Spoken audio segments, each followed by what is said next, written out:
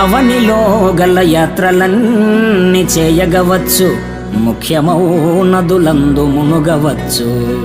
ముక్కు పట్టుక సంధ్య మునసి వార్వగవచ్చు, తిన్నగా జపమాల త్రిప్పవచ్చు.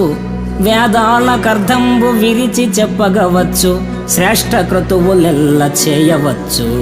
ధనము లక్షలు కోట్లు దానమియ్యగవచ్చు, నైష్టికాచారముల్ నడుపవచ్చు.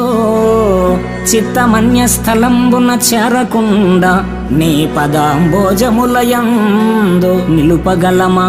భూషణ వికాస శ్రీధర్మపుర నివాస, దుష్ట సంహార నరసింహ దురిత దూర.